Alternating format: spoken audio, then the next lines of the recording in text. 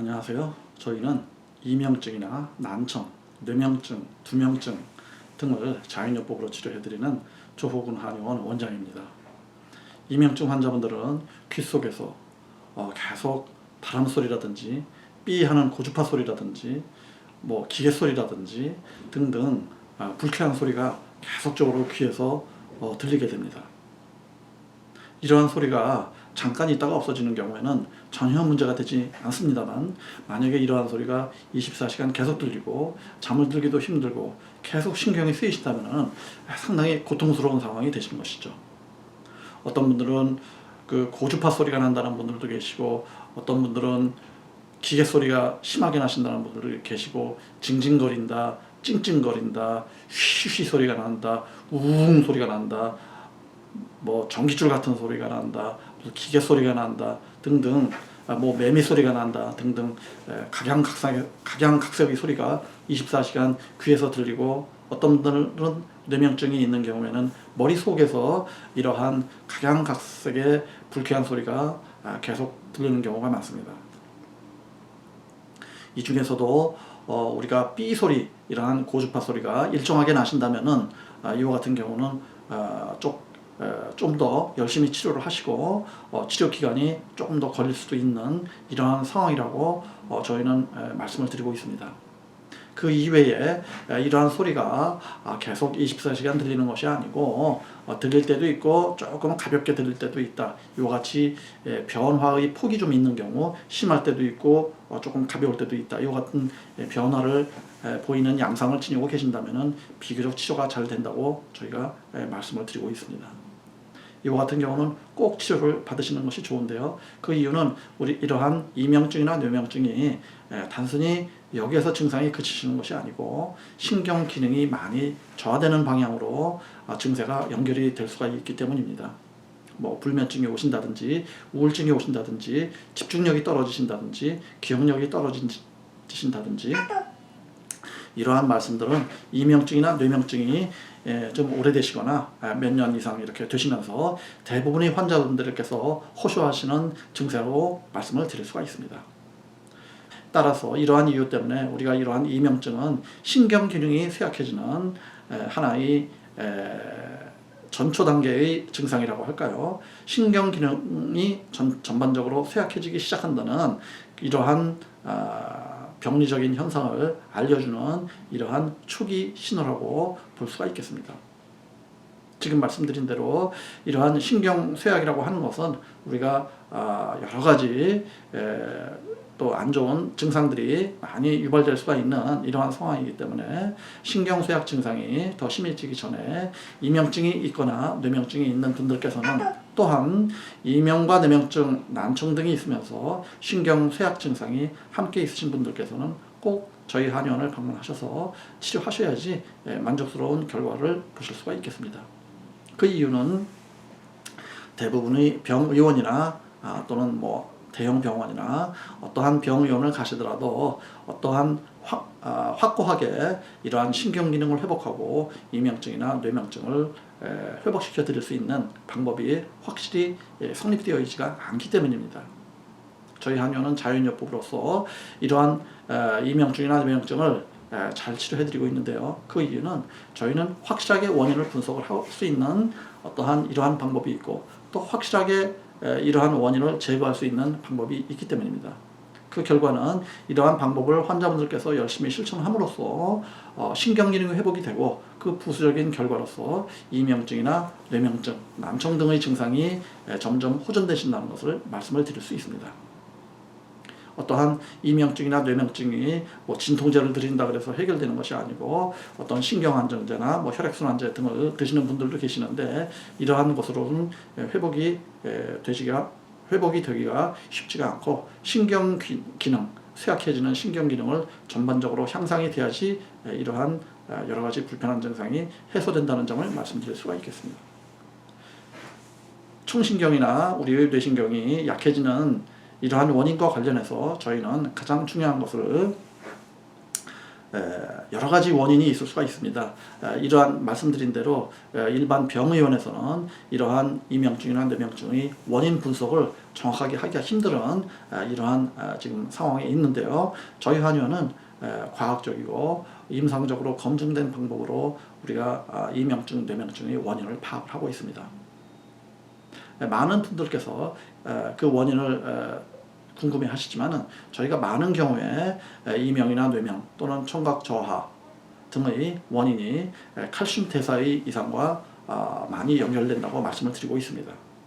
환자분들께서는 칼슘 대사가 안 좋다는 점에 대해서 상당히 생소하시기 때문에 저희가 깊은 내용을 말씀드리기는 쉽지 않습니다만, 쉽게 말씀드리자면은 칼슘이 인체에 부족하다, 이러한 내용은 잘 알고 계시는데 칼슘이 대사가 안 좋다, 이러한 내용은 잘 익숙치가 않으실 겁니다. 칼슘이라는 것은 인체의 골격을 구성하는 데 가장 중요한 요소라고 할 수가 있겠죠.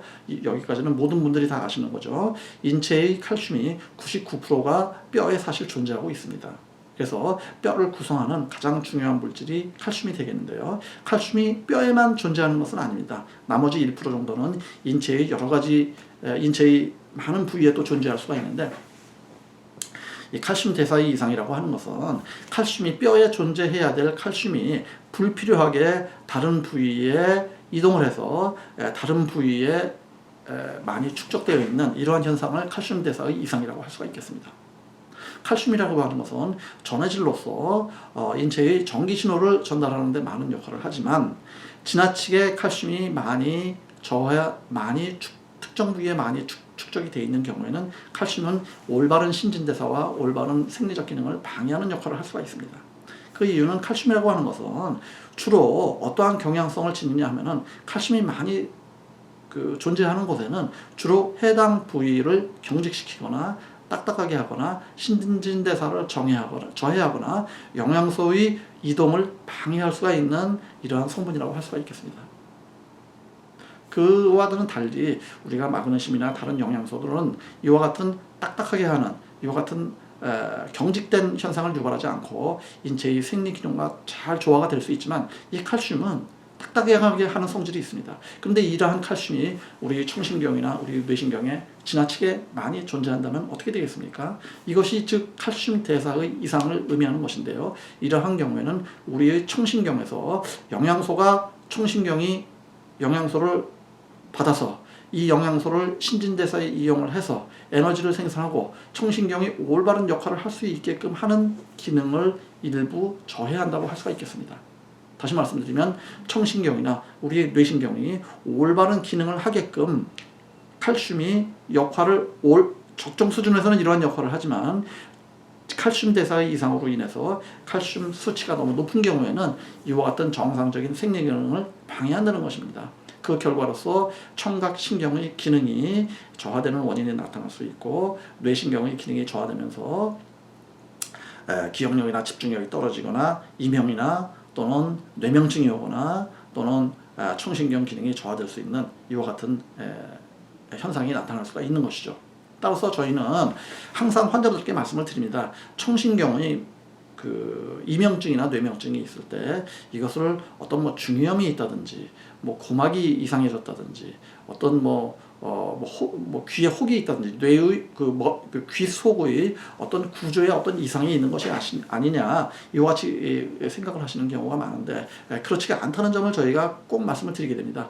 청신경을 포함해서 뇌신경, 여러 가지 감각신경의 기능이 조금씩 저하된다, 기능에 손상이 있다, 기능이 쇠약해지는 이러한 단계에 있다는 걸 꼭 기억을 하셔야 되는 것이죠.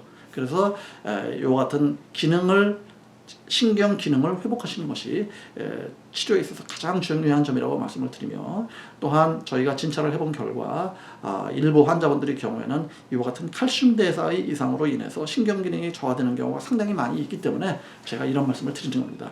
그러면 이와 같은 경우에는 이 칼슘 대사의 저하된 부분을 올바르게 회복해야지 신경 기능이 회복이 되지 않겠습니까? 단순히 어떤 진통제나 신경 안정제 가지고는 될 수가 없는 일이죠. 그러면 이와 같이 칼슘 대사가 안 좋아서 칼슘이 뼈에 있던 칼슘이 다른 데로 이동을 해서 이와 같이 신경 기능이 쇠약해지는 경우에는 어떠한 치료를 해야 되느냐. 자, 여기서 이 칼슘 대사를 좋게 하기 위해서는 다소간의 전문적인 치료를 받으셔야 됩니다. 전문적으로 관리를 받으셔야 되고 치료를 받으셔야 되고요.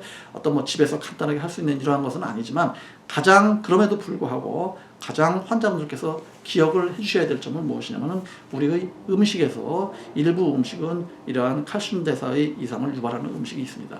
예를 들자면은 우리가 우리의 식생활에서 너무 인스턴트 식품을 좋아하신다든지, 예를 들자면 뭐 아이스크림을 좋아하시거나 과자를 좋아하시거나 뭐 사탕을 좋아하시거나 초콜릿을 좋아하시거나 이러한 단성분이 많이 있는 음식은 뼈에서 칼슘을 빼오게 됩니다.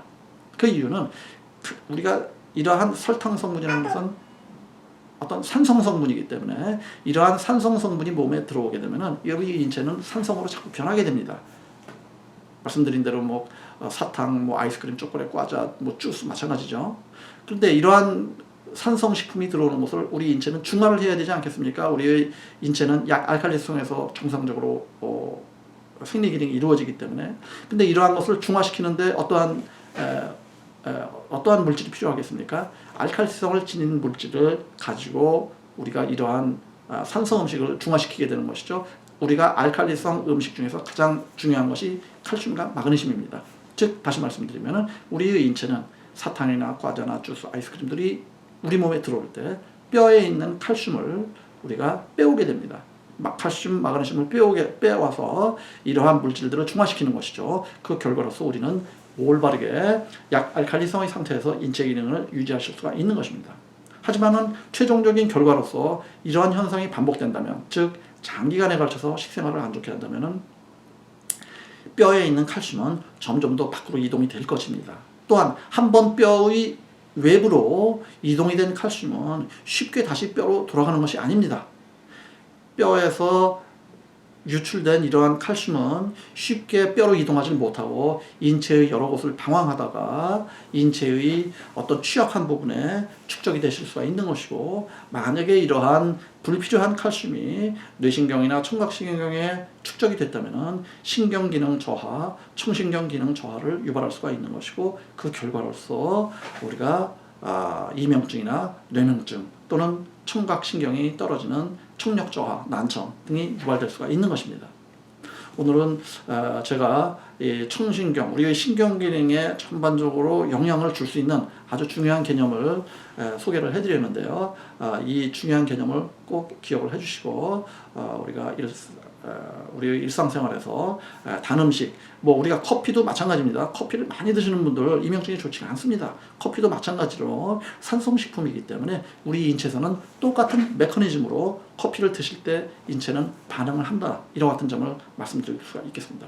뭐 우리가 상식적으로 얘기할 때도 커피, 설탕 이와 같은 식품들은 우리가 쉽게 말씀드리면 골밀도를 떨어지는 가장 대표적인 식품으로 알려져 있지 않습니까? 우리가 이러한 식품이 골밀도를 떨어뜨린다고 하는 이유는 말씀드린 대로 칼슘 대사가 안 좋아지는 것이고, 그 최종적인 결과로서 골밀도가 떨어지는 것이죠. 제가 오늘 말씀드린 내용을 잘 이해를 하셨다면 우리가 우리 일상 식생활에서 단 음식을 피해야 된다는 점을 잘 이해하셨으리라고 말씀을 드리고요. 추가로 칼슘 대사의 이상을 개선을 하고 칼슘이 뼈에 올바르게 99% 정도 올바르게 뼈에 저장되기 위해서는 저희 한의원의 관리를 받으셔야지, 치료를 받으셔야지 칼슘 대사가 올바르게 정상화된다는 점을 말씀드릴 수가 있습니다. 저희 한의원에서 치료 지금 받으셨던 지금 60대 후반의 환자분이 말씀을 잠깐 드리자면, 이 환자분께서도 귀에서 훅훅하는 소리, 징징거리는 소리가